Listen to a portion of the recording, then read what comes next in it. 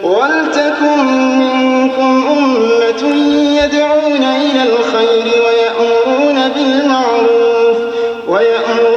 بِالْمَعْرُوفِ وَيَنْهَوْنَ عَنِ الْمُنكَرِ وَأُولَئِكَ هُمُ الْمُفْلِحُونَ. كما باركت على إبراهيم وعلى آل إبراهيم إنك حميد مجيد. نحمده ونصلي على رسوله الكريم. الحمد لله.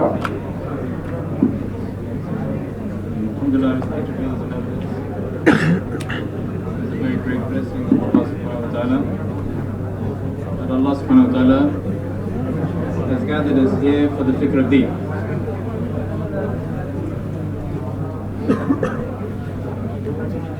Because the life that we are going to live after death, which is for millions and millions of years, is determined by how we spend our life in this world. So this world is very important. The problems of the hereafter are not simple problems. Rasulullah sallallahu alaihi wasallam has told us in hadith in meaning that what I know of Akhirah, if you were to know that much, then you would have laughed less and wept more.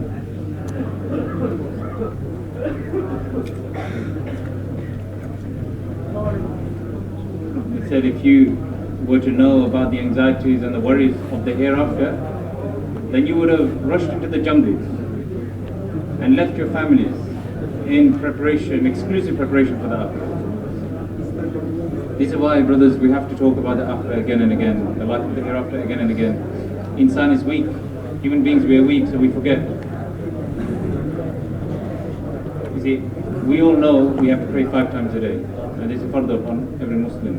But despite knowing this, due to the weakness of insan, of the human beings,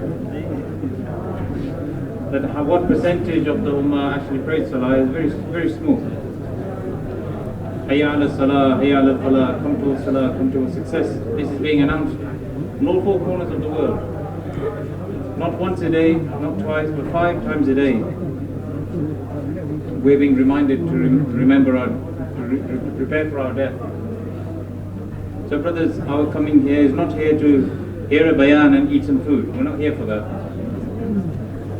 Our intention has its influence. It's ta'feed. If we come with the right intention, and whichever action we do with the right intention, then that effect and influence is cast upon the whole of the majma and the whole of our life.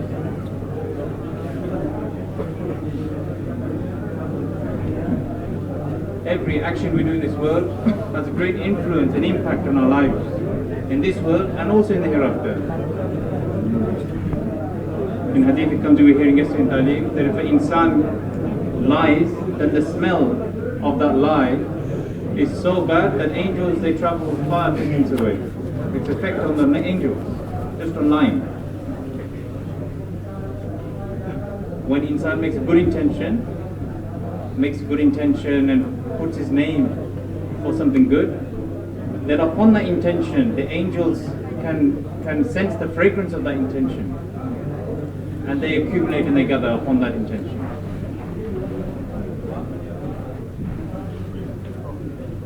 One king went out hunting, he's telling a story. And he was exhausted on his journey, so he went to someone's garden. When he was there, he was very thirsty. So he told the people with him that go and get me something to drink. So they went and got some pomegranates from that garden and then squeezed it and made freshly squeezed pomegranate juice. And one pomegranate was enough to fill the whole glass, and the king drank this, and he said he was very happy because there was so much barakah in just one pomegranate. The whole glass was filled just with one pomegranate, and it was very sweet as well. He was dindar, he was religious, he was pious.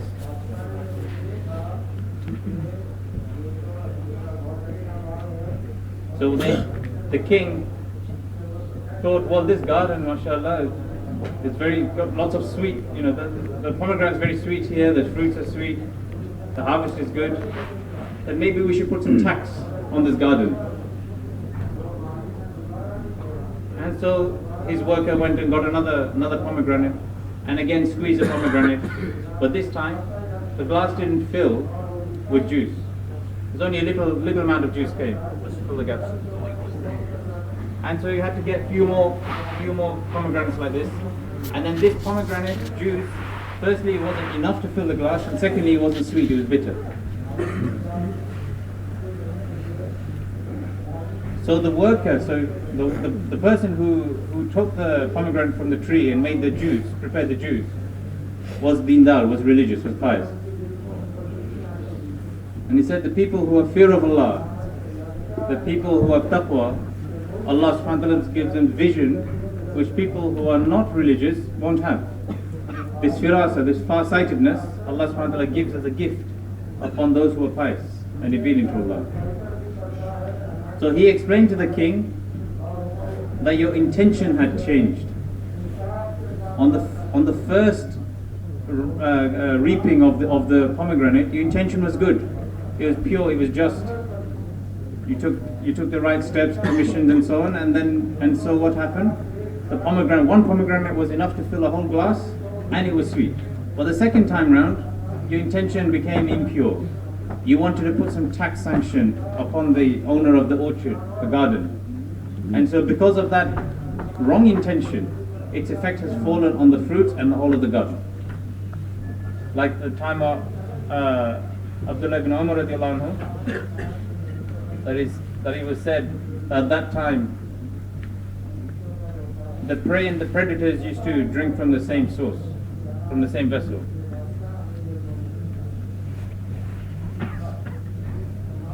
Where the sheep and the wolf would drink from the same vessel. There was peace, you see, at the time in the animals as well. Because the king of the time, he was deendar, he was religious. And he had conducted his regime according to the deen of Allah subhanahu wa ta'ala. According to justice and insaf, equality. All of these good qualities that are taught by Islam. He was conducting his regime, his government like this, and because of that, Allah subhanahu wa ta'ala put peace and barakah and affluence and prosperity in all the parts of the kingdom, even the animals as well. So brothers, we have to do reminder of this, mudhakar of this again and again, talk about this again and again, listen again and again, sit in the ta'aleem at home, ta'aleem in the masjid, spend our 2.5 hours, 10% of our days, talking about this again and again, swim amongst the ocean of people, go to person, people we know, people we don't know, again and again, keep talking about this, and then brothers, this consciousness, this awareness, this alertness will enter our hearts. Tabligh is a name of effort. It's not an organization or a party, it's not grouping, it's an effort. That every day we make effort, we exert, we put some effort in to talk about the akhir, the muhibat, the things we don't see. Today we talk about the dunya again and again. He said these are the 4 channels that drain and channel to the heart. The speech, the ears, the hearing, the seeing, and the thinking of the mind, the brain. These are the 4 channels that wherever it is utilized, then according to that utilization and usage, its effect falls upon the heart. So generally speaking, he's saying that throughout the Ummah, the whole of the population are using these 4 channels for the progress of dunya. That listen to dunya, hear dunya, speak of dunya, think about its beauty and its grandeur, see its greatness. That whatever it takes, whether it's halal or haram, whether it's allowed or disallowed, whether it's moral or immoral, you grab as much of the wealth as you can. You aspire as much of the material wealth as you can. You climb the secular ladder as much as you can. This is the call of the world. This is the society, the ambience of society, the environment and atmosphere that we live in. That all these 4 channels are used, whatever it takes, to amass more and more wealth, to amass more and more of the material things. Whether we're being seen or not seen. Because yaqeen, conviction is made that on my success is upon the amassing of wealth, the amassing of the material wealth, material things. Whereas a person who's made these 4 channels useful by using it to affirm the greatness of Allah subhanahu wa ta'ala, then what happens? His heart becomes filled with the greatness and the awe of Allah, the baraya of Allah, the greatness and the grandeur of Allah. That Allah is such that He does everything without anything. And His power is such that the whole of the creation can do nothing without Him. The people of dunya cannot do what they want. The people of dunya will do what Allah wants. The things of dunya will not do as they wish. They will only occur when Allah wishes. That Allah subhanahu wa ta'ala is the one who is in charge. And He has justice upon everybody. He doesn't do bain, He doesn't do injustice with anyone.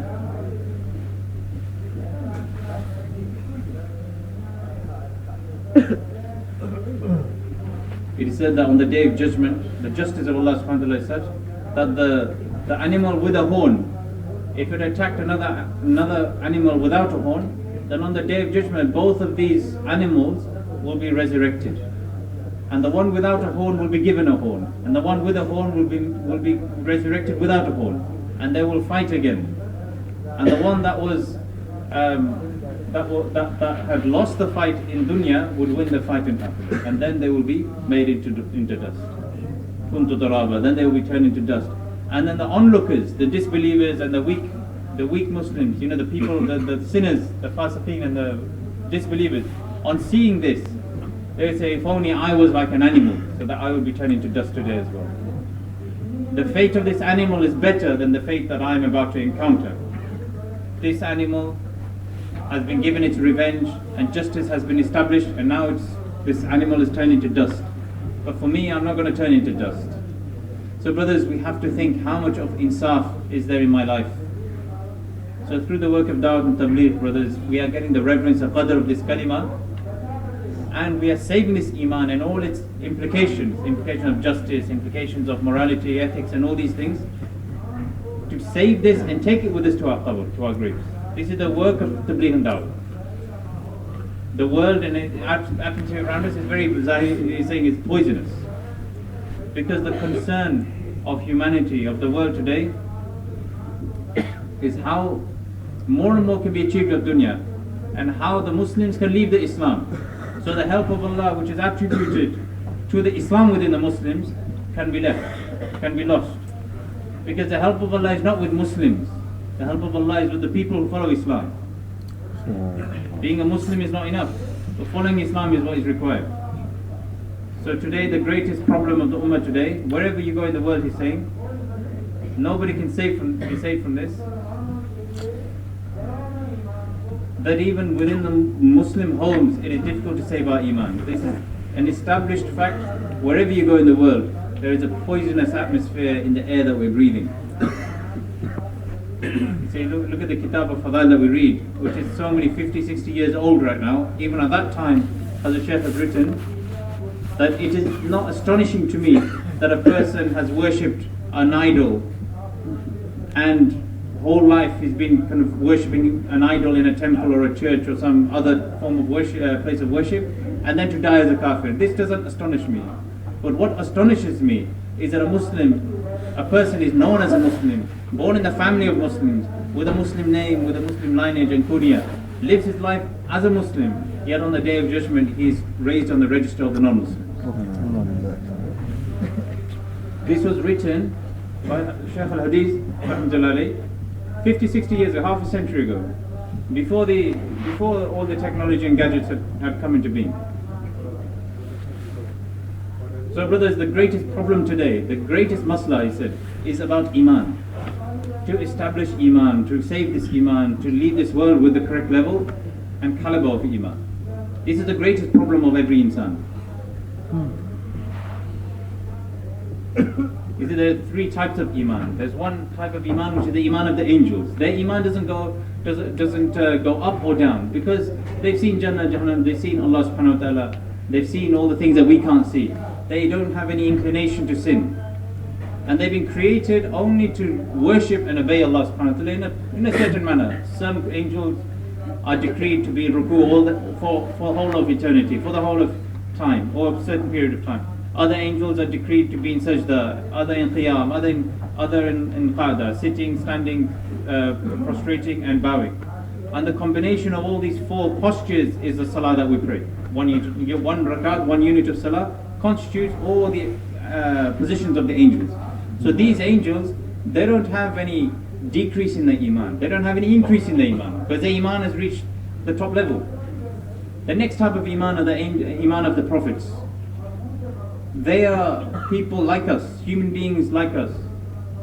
They're not angels. They're not,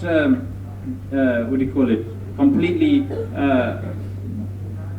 saved from their desires and so on and the attacks of shaitan. They are approached by shaitan as well. They are called upon by their desires. But because they have the special mercy and the selection of Allah subhanahu wa ta'ala, and because they have fulfilled the reason for which they've been sent to this world, of giving da'wah, because of that da'wah, their iman is rising. So their level of iman is always on the up.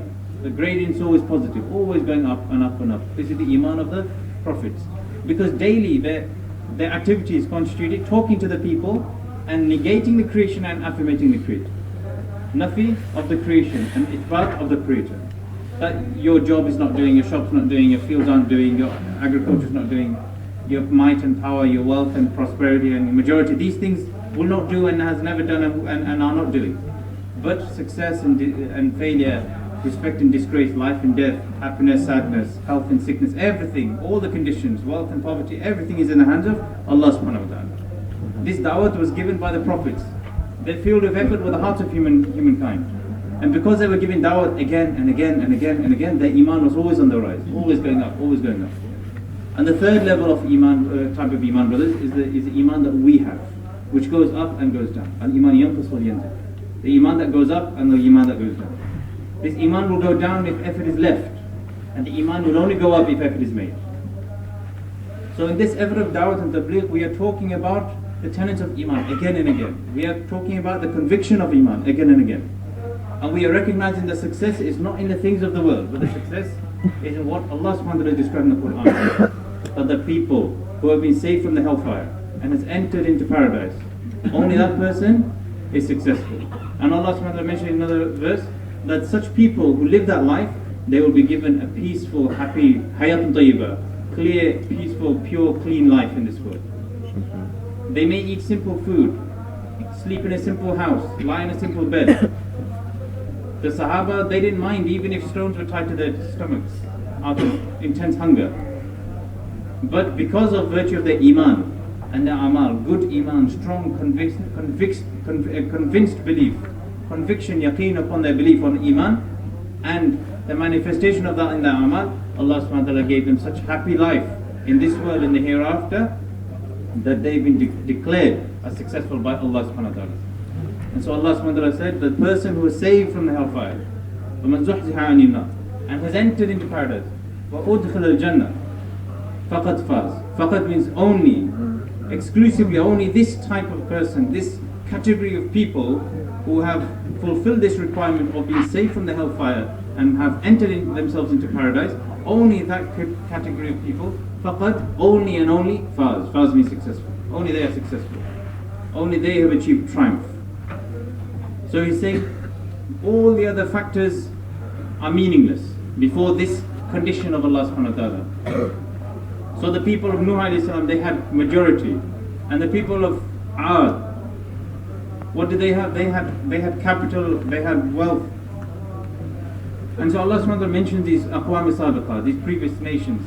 They used to say, Man ashadda minna quwwa. This was their slogan, their nara, that who is stronger than us? And they used to uproot the trees with their own hands. Like we uproot weeds, they used to uproot trees.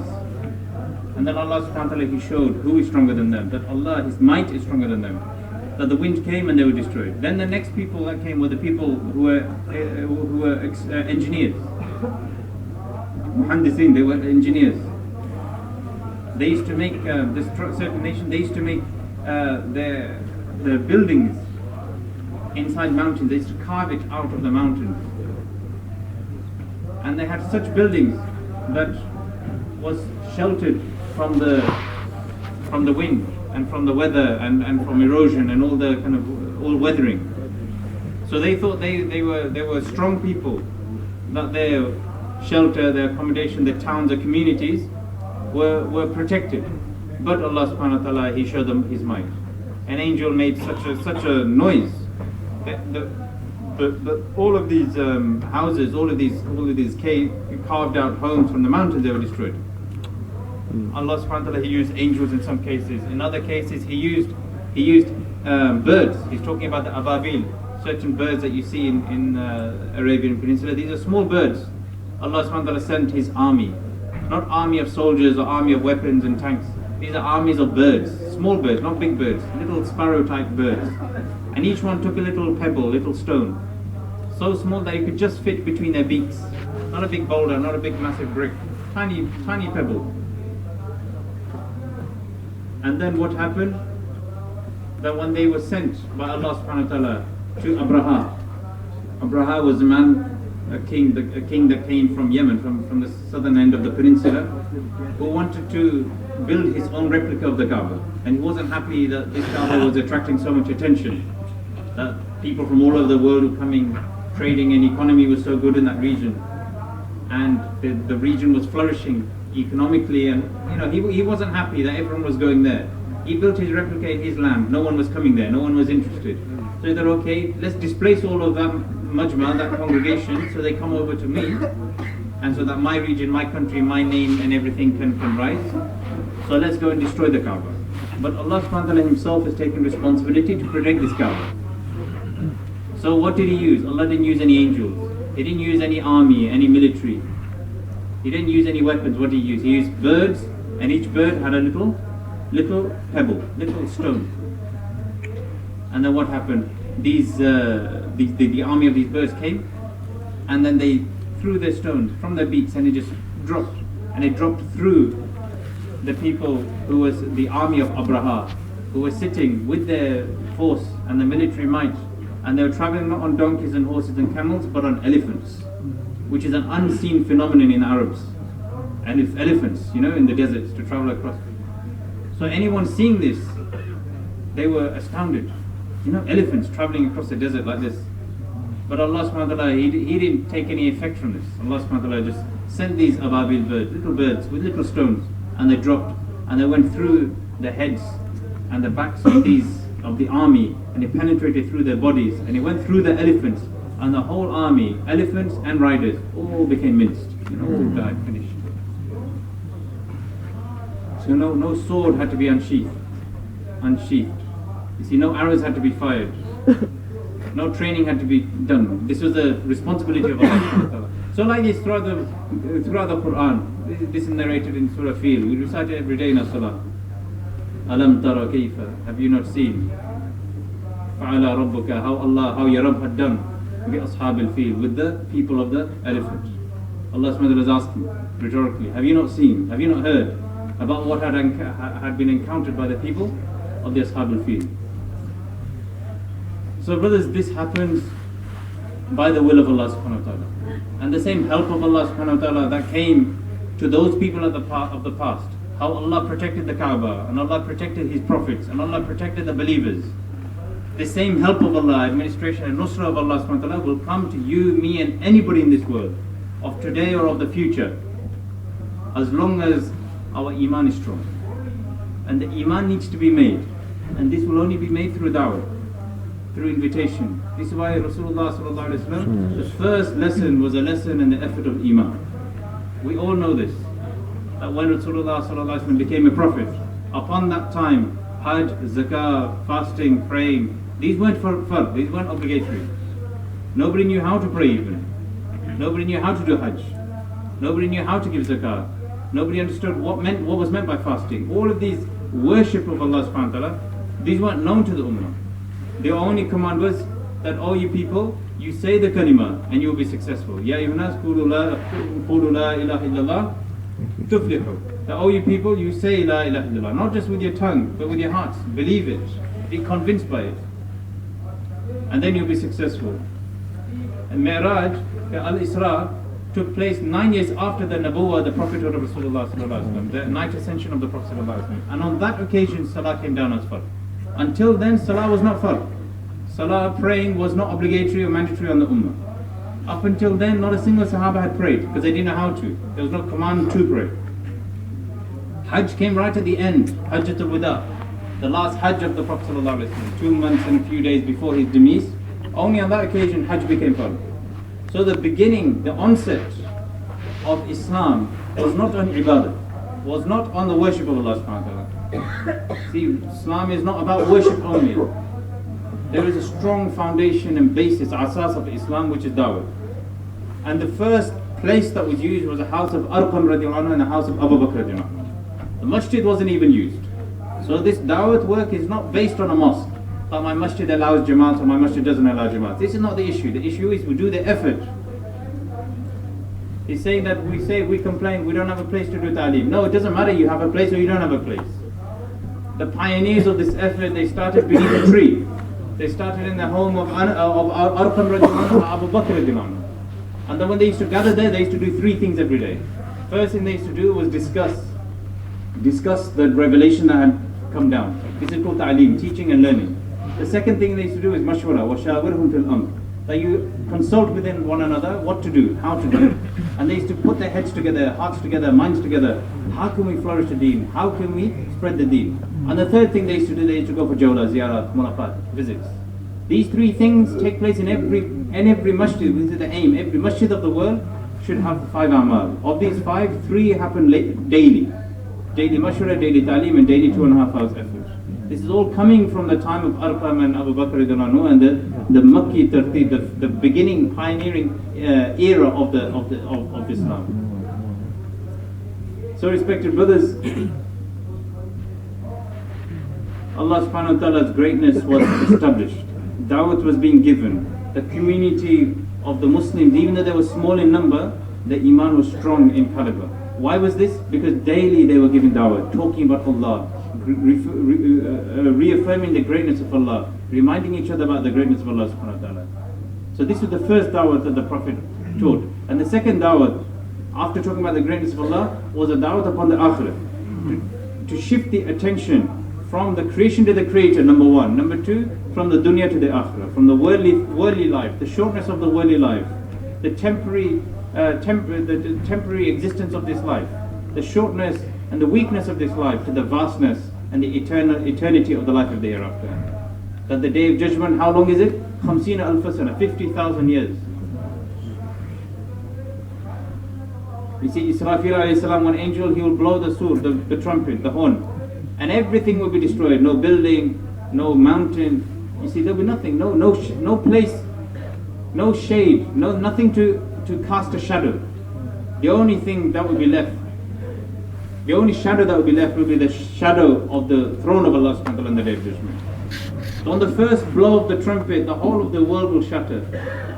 First the smaller things, then the bigger things, and like this, the amplitude and the volume of this blow of the horn will increase and increase and increase, and things will shatter, things will destroy.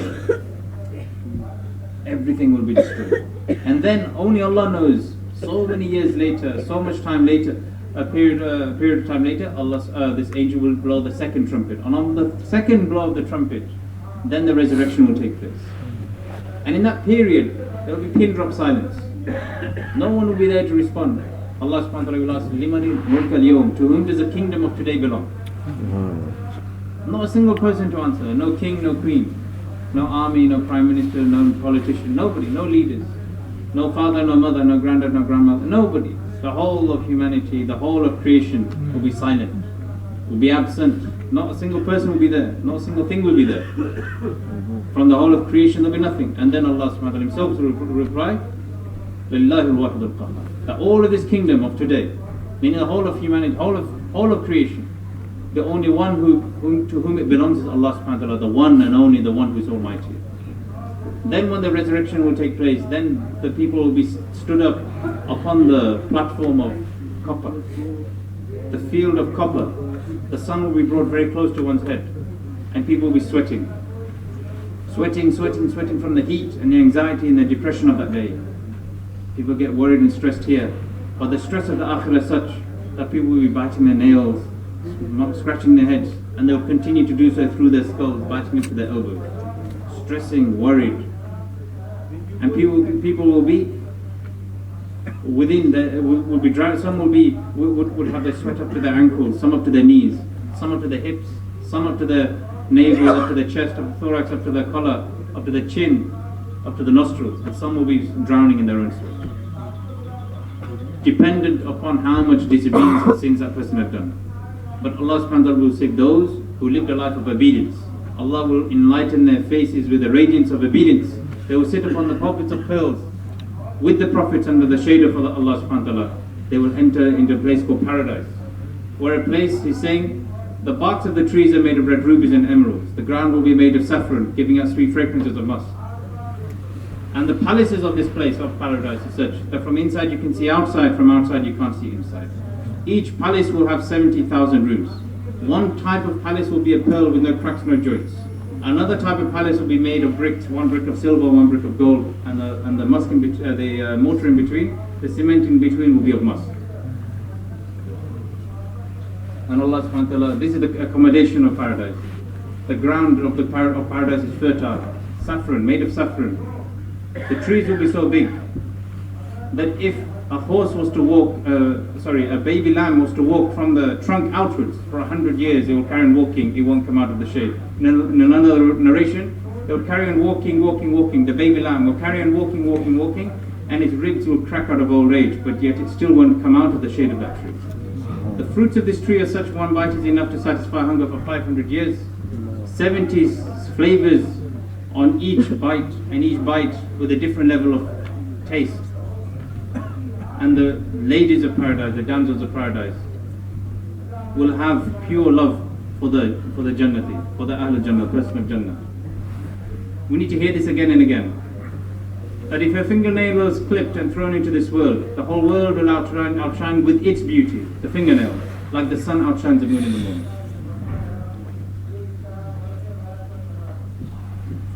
You see, this is the reality of the Akhirah, of Jannah, of the Day of Judgment. He's just touching on these places.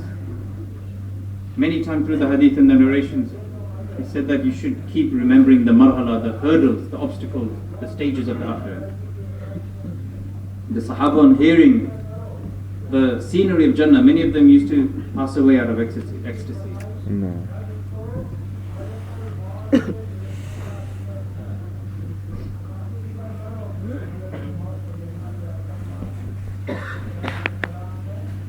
Death was, the Akhirah was mahadir, was in front of them. The Akhirah was in front of them like I'm in front of you and you're in front of me. It was like that. They could see the face of death. They could see what was happening on the other side of the door of death. Because the discussion of the ghaib was so much, the discussion of the unseen, there's nothing left to the imagination. To us, Akhirah is an imagination. It's in our imagination, it's a concept, it's an idea, it's a thought, it's an emotion. We hear something, it rises our emotions temporarily. But for the Akhirah, it was in front of them. It wasn't just the Sahaba, the companions of the Prophet ﷺ, it was all the Prophets, every single one of the Prophets. They experienced the realities of Akhirah in this world. On this planet, breathing the same air, drinking the same water, living the same life as we're living, yet they had experienced the relics of the Akhirah. Why? Because they had talked about the greatness of the realities of the Akhirah.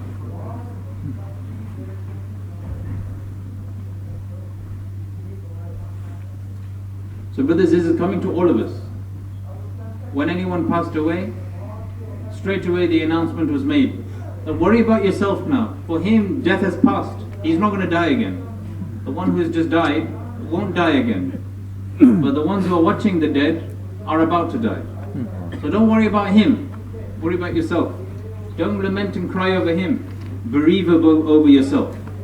Don't cry for him, cry for yourself. Like we hear saying in the Kitab of Fadail,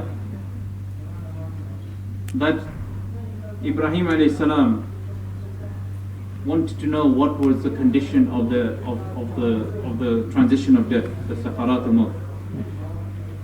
And he rose from the grave by the will of Allah subhanahu wa ta'ala. And from his forehead there was an athar al-sujud, the sign of prostration. So imagine how much sajda he had done in his life. And he said, what can I say? I passed away 50 years ago, yet I can still feel the pain of death. So this is not a trivial matter, brothers. So we need to live our life in such a way that our death day becomes our best day. We need to prepare ourselves so that internally, externally, we are submerged with the obedience of Allah subhanahu wa ta'ala, so that when it comes to the time of death, that this becomes an easy transition.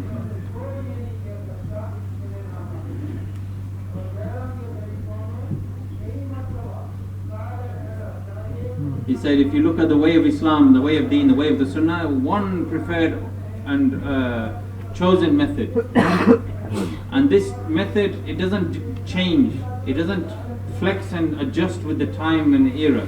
Whereas the ways of the non-Muslims, in this, there is trial and error. Fashion lives for a certain period, then it dies. Then another type of fashion rises, then it dies. And the basis of their life, the basis of our life is cleanliness, tahara, is simplicity, badata, and is haya, shame. The basis of their life is the opposite, behaya, shamelessness. Lose your shame, do what you want. Everything changes. You lose shame, then man doesn't remain man, woman doesn't remain woman, animal doesn't remain animal. Everything becomes all one mixed blur. Everything is the same. Because you've lost your shame. The basis of their way is extravagance. Our way, simplicity. Simplicity, keeping it as simple as possible. Eat simply, dress simply, live simply, travel simply, wear simply. 5 things each person needs: food, shelter, travel, accommodation, marriage. All of these 5, make it simple so you save your resources for the service of Allah and His Deen. So their way of life built on extravagance, their weddings, their festivities, their dress code, their lifestyle, their accommodation, their travel, transport, their living, their communication, everything is of an extravagant nature. But with the Deen of Allah subhanahu wa ta'ala, with the Sunnah of Rasulullah sallallahu alaihi wasallam, there is simplicity. So there is equality. With simplicity is equality, accessibility for all. So just being poor or being weak or being disabled doesn't make you at a disadvantage, doesn't put you at a disadvantage. And the third thing is haya. This is the defense of a believer, his shame. So brothers, this discussion needs to become general within the Muslims, within the Ummah. We need to talk about the ethics of Deen, the morality of Deen, the beauty of Deen, the cleanliness, the simplicity, the shamefulness of Deen. And then upon this, when the Deen is established, the basis is made, then the first command of Allah of Salah becomes strong. We need to make this Salah beautiful. Whoever Salah is alive, his life becomes beautiful. When the great Sahaba, when they wanted to appoint anybody as a governor, as a minister, the Ministry of Forests, the minister of this department, of that department, these are important posts, like cabinet ministers of that time. Then the criteria wasn't who's got the most degrees or who's done this or that like we have in this world. The thing that they used to look at was the salah of the appointee. So Hazrat Umar radiallahu anhu, what did he do? He hid and watched from a distance, in silence, the salah of somebody he wanted to delegate for the minister of a certain department. And he used to check whose salah is good, whose salah is good. And based on the quality of salah, the quality of the attachment a person had with Allah, then that person was appointed. Because the person whose salah is correct, his life is correct. And the one salah which is weak and wrong, then his whole life is weak and wrong. What is salah? But whenever the time of salah comes, then we stop everything, we leave everything. This is what is meant by ihtimam salah, the particularity of salah. Come before adhan. For the ladies, awwal waqt, and for the men, awwal saf. For the ladies, the first time, the beginning time, and for the men, the beginning saf, the front saf. So salah should be made in such a way that as soon as the time starts, as soon as the adhan time comes, and for the ladies, as soon as the beginning time sets in, whatever we are doing, however busy we are, we leave it there and then, and we give priority to salah. It's mentioned one Tabligh, he's saying apart from one time, in 40 years, he didn't miss a single takbir ula. This is called ihtimam salah. So find out what time adhan time is, and at that time we reach the masjid. Then we will be able to do ihtimam. We will be able to relax our bodies. We can become motionless. Qumu lillahi qanitin. Stand before Allah motion, with serenity, with peace, tranquility, and then get the reality of salah. So salah has a great effect, but its effect will only come when it is done properly. One of our elders, he mentioned, Shaykh Hamim Al Sajjdah, that salah is a machine, and this machine has a purpose. The purpose of the machine of salah is to attract from the treasures of Allah subhanahu wa ta'ala, and get to connect with Allah subhanahu wa ta'ala and get from His treasures. And this machine has 5 components. So make effort to acquire each component, and its assembly is called salah. Iman, to have strong iman in who I am worshipping. So come early for salah, do ihtimam, stand in that salah, prepare for that salah, and go through in your mind, who am I about to stand before? This is iman. That will be good through dawah. Then it's ihtisab, what I am about to achieve and get from Allah subhanahu wa ta'ala. What am I going to get? In this ruku, what am I getting? In this sajda, what am I getting? In this tasbih, in this hamd and tahleel, what am I getting from Allah? In this takbir, what am I getting? When I stand up from ruku and I recite the dua, what am I getting? That one sahabi, he recited a certain dua. Rasulullah sallallahu alaihi wasallam after the salah said, who recited this dua? And he said, I did. He said, I'm only asking because 30 angels were fighting, quarreling over who should take up the rewards. Because in such a short time, you've gained so much reward. ربنا لك الحمد حمدا كثيرا طيبا مباركا فيه ملء السماوات وملء الأرض وما شئت من شيء بعد. That all praise be to Allah, beautiful praise, mubarak praise, abundant praise, so much praise that is to fill the skies, fill the earth, and fill all that is above, and all that which Allah wishes. So what is the ihtisab of salah? What is the appreciating what I am getting from salah? Second component. Third component, ilm, masail, to know how to offer that salah. The positioning, the tajweed, the recitation, the pronunciation, all the rules and regulations of the salah. Fourth, ihsan, to do it in a way that I'm worshipping Allah, I'm seeing Him.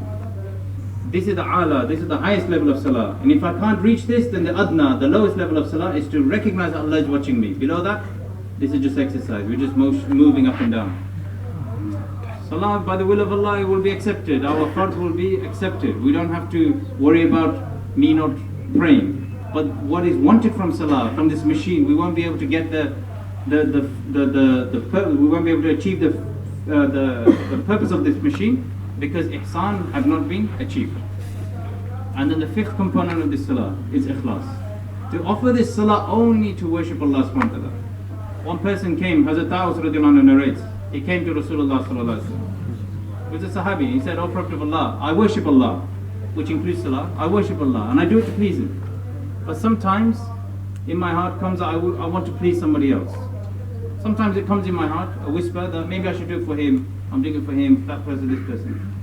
Rasulullah sallallahu alaihi wasallam didn't answer. He gave no reply. A few days later, Allah subhanahu wa ta'ala replied. The last ayat of Surah Kahf was revealed. فمن كان يرجو لقاء الله لقاء ربه فليعمل عملا صالحا ولا يشرك بعبادة ربه أحدا. That if you want to meet Allah on the day of judgment, meeting Allah in a way that Allah is happy with you. If you want, tell Him, or to be aware, if you want to meet Allah in a way that Allah is happy with you, then offer your worship in such a way that between you and your Rabb there is no one. And Allah subhanahu wa ta'ala mentioned about ikhlas. So these are 5 components of salah: iman, ihtisab, ilm, ihsan and ikhlas. These 5 components. Make effort on each one, each one, each one, each one. Assemble them together, then we present salah to Allah subhanahu wa ta'ala. So brothers, we have to develop this. He said in that one unit of salah there are 12,000 issues, mas'ala, 12,000 matters pertaining to one unit of salah. So imagine if there is a job that requires 12,000 conditions, how important that job must be, how difficult that job must be.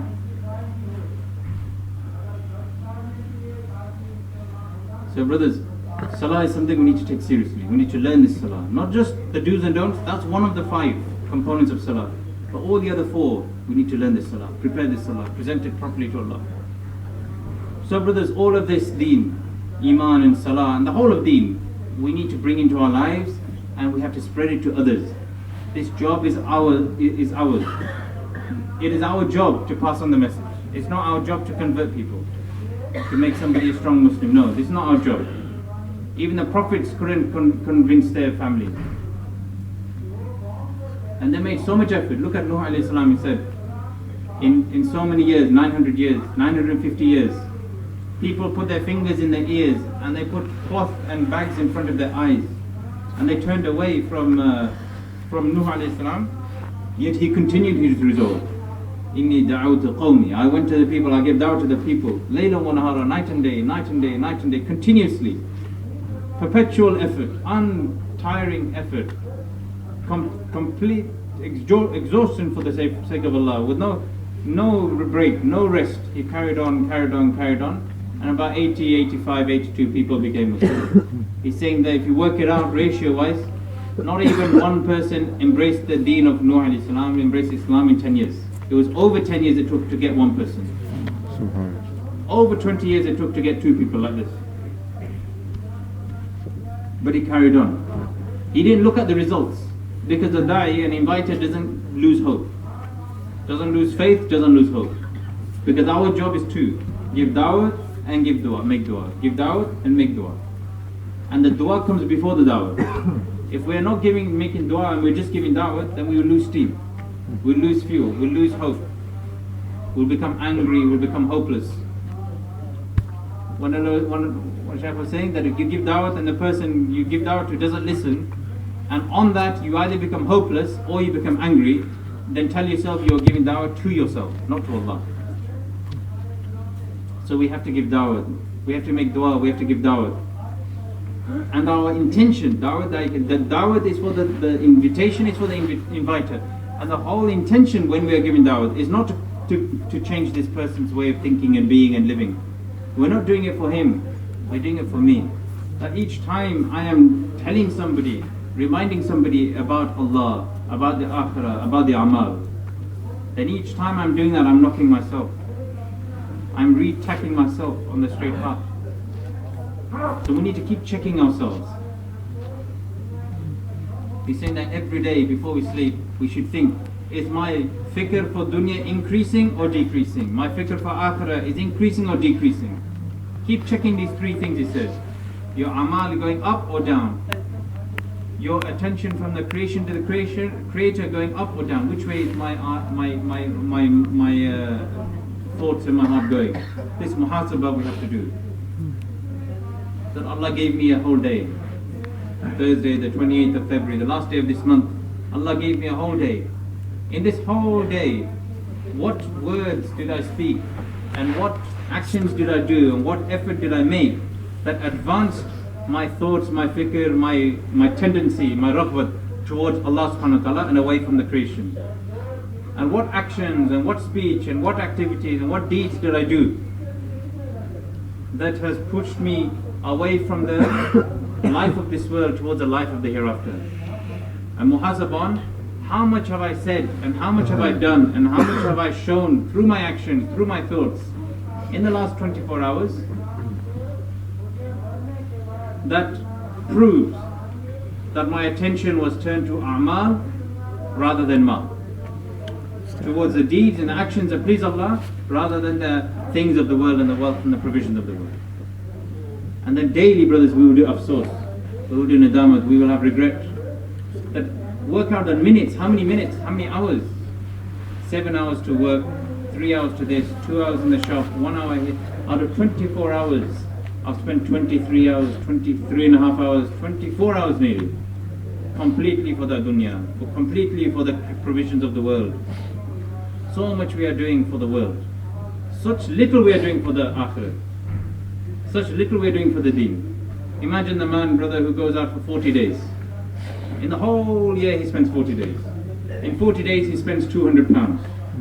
That's how much it costs, approximately 100, 200 pounds. That's £4 a week he's setting aside for his akhirah, for the provision of amal to enter his life. £4 a week he's giving. And how much pounds, how much money, just wealth-wise, we just work out how much money we are spending for the progress of the dunya, for updating and upgrading and advancing dunya, getting a better phone, better car, better job, better home, better this, better that. Uncountable. We're going into debts, turning to credit, turning to haram means, just to satisfy the hunger of dunya which is never met. And for the provisions of the deen, this is the people who go 40 days a year. They're spending £4 a week only, that's it. Giving charity, that's something else. You give charity, you give it, you forget about it, finished. MashaAllah, you get reward for that. The brothers who go in Jamaat, in the path of Allah, they're spending that £200 on themselves. It's classed as sadaqah, but the direct benefit and effect of spending that money on his 40 days, on his Jamaat, is that by the end of that 40 days, his deen will be stronger. His awareness of Allah will be more. His attention of the akhirah will be more. His tendency to amal over mal will be more. But for that dire necessity, emergency, urgency for his spiritual health, only £4 a week. That's the pounds, that's the money. What about time-wise? That's why our elders are saying, brothers, please, each one of us 2.5 hours a day, 10% of a day. You see, he's mentioned the ayat that the one who brings to me one reward, I will give 10 times more. That's why 2.5 hours a day. We get the effect of 25 hours, which is the whole day. And in that ayat, he's mentioning another kind of subtle point that Allah subhanahu wa ta'ala mentioned, the one who brings to me, the one who comes to me, man ja'a bil hasanatin, the one who comes to me with a deed, not does a deed, but comes to me with a deed. What does this mean? Just doing reward is not enough. For offering that salah and reciting that Qur'an, maybe he's saying a person in ruku, he's done 100 tasbih, and he's read Surah Yasin in one rakat, in another rakat Surah Ar-Rahman. He's read the nice big long surahs. But that salah has been done in his way, not the way of Rasulullah sallallahu alaihi wasallam. He's offered his salah the way he wishes to offer. His concentration is there. He's very, very sincere. He's making a lot of effort. But that salah is not acceptable. That worship is not acceptable as long as it doesn't match the criteria of Rasulullah sallallahu alaihi wasallam, which we call sunnah. The traditions of the Prophet sallallahu alaihi wasallam, this has to match every activity of our lives. Whether it be direct worship like salah, or whether it be indirect like going to work. Going to work, it doesn't look like, when someone's going to work, it doesn't look like he's going to worship. Someone's put on the ihram, he's going for Dawah, then you can tell from a mile away he's gone to worship Allah. Someone else has gone to work, it's very difficult to say he's going to worship Allah. But his intention, if it is correct, his mannerisms, if it's correct, his conduct, if it's correct, if he's doing business, he does business according to the sunnah way, then that business, that work becomes ibadah. So respected brothers, we have to learn this life.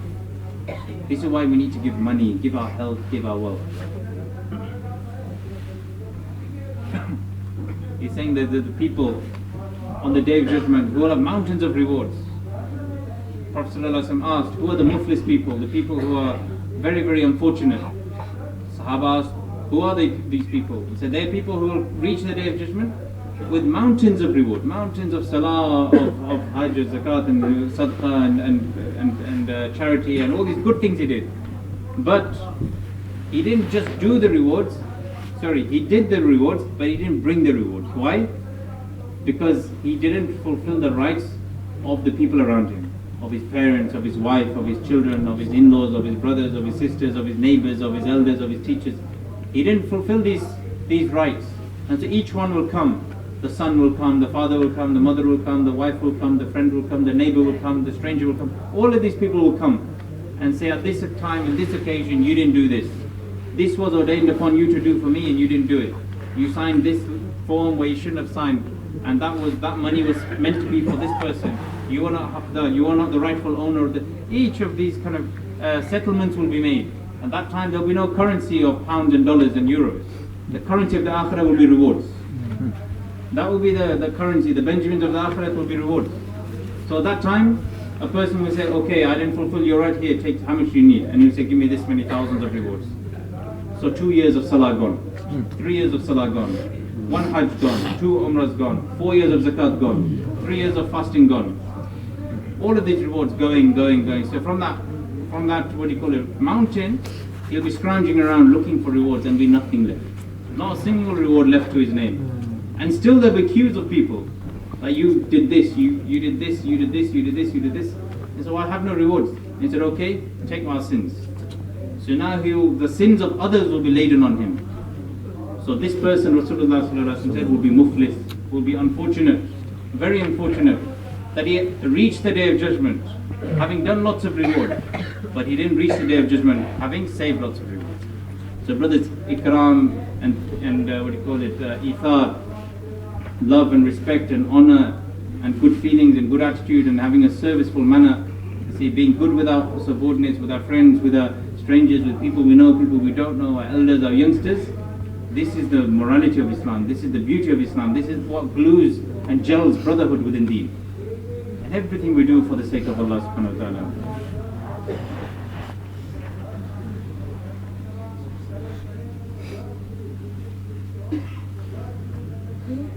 He's saying, look how much sacrifices our predecessors did. The pious in this ummah, the aslaf, the tabi'i, the atba tabi'i, the sahaba, Rasulullah sallallahu alaihi wasallam himself, all the pious of this ummah, what did they do? So much effort they made. He said one horse, one animal was shared between 10. So he's giving an example that say they were traveling 1 mile, each person was sitting on the animal, and the other 9 would walk. So each person's riding turn would come every 10th mile. So for 9 miles they would walk, and the 10th mile they would travel on the horse. And their feet used to crack and start bleeding because of the heat and the coarseness of the terrain of the land at that time. And they tied their feet with reeds, with leaves. And Sahaba, they traveled the deserts, the mountain ranges, the heat, the cold. And they traveled despite the climate, despite the terrain, despite the elements. They went all over the world. And they crossed 3 continents, so that in 90 years half the world had entered Islam. Without the aid of electricity, of technology, of internet, Wi-Fi, none of these things were there. They didn't have proper transport. All they had, elephants, camels, horses, donkeys. That was it. Man-made boats and their own feet. They understood Islam, they learned Islam, they practiced Islam, they spread Islam. There is no one who would understand Islam better than Sahaba. No one. Prophet ﷺ said that my Sahaba, Ashabik al-Najum, they are like the guiding stars. Today we don't have guiding stars. We don't have the importance of the guiding stars because we have compasses and we say we have these gadgets and sat-navs. But in the old days there was no sat-nav, there was no tom-tom, there was no compass even. They used to be guided by the stars. In the deserts with the open night sky where there's no light pollution, there was a certain constellation of stars which would stay in a certain place in the sky, and depending on the time of the evening of the night, they used to tell which is north, which is south, which is east, which is west. So if anybody was lost, they was to look at the guiding stars, stop what they're doing, they used to look into the sky, find the stars, the constellation of stars, and then using that as an anchor point, they used to navigate hundreds of miles across deserts.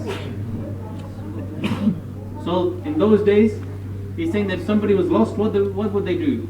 They used to meet him, brother, I'm lost. They say, okay, no problem, stop what you're doing, look up at the stars, find out where you are and where the stars are, and then you carry on following the stars. In exactly the same way. Prophet ﷺ, he said to nearest meaning, my Sahaba, my companions are like guiding stars. Whichever one of these stars you follow, you'll be guided. So we're all lost. All of us are lost. What do we need to do? Stop. Look at where I am. Look at where the stars were, the Sahaba. Look at the dissonance, the difference, the distance. And then return our angle, our direction back to the stars, back to the Sahaba. The Sahaba, they had understood the Deen better than any of us can understand the Deen. They practiced the Deen better than any of us can practice the Deen. And they fulfilled the right and obligation of spreading this Deen, this hot cake, better than any one of us.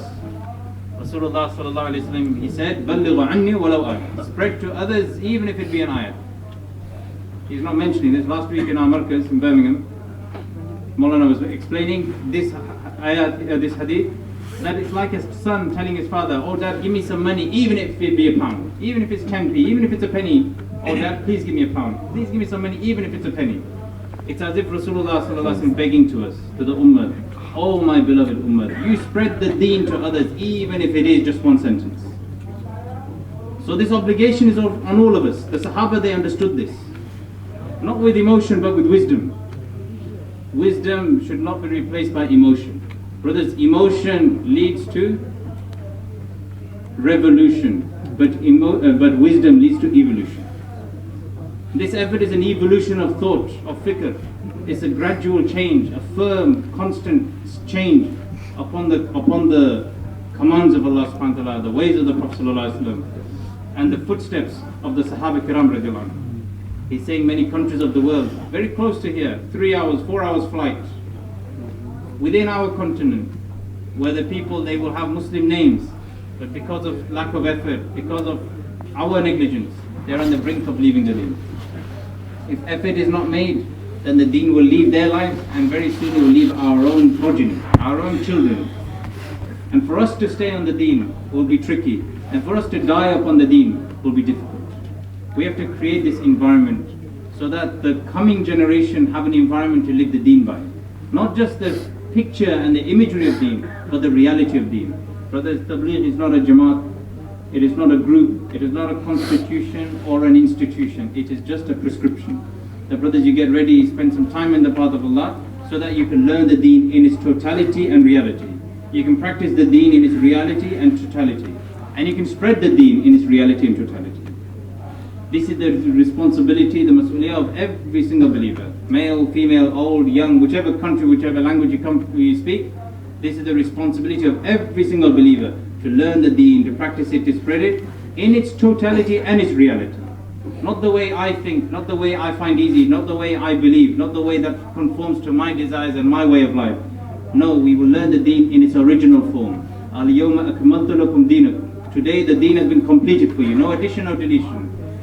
So brothers, for this reason the effort is being made. On the third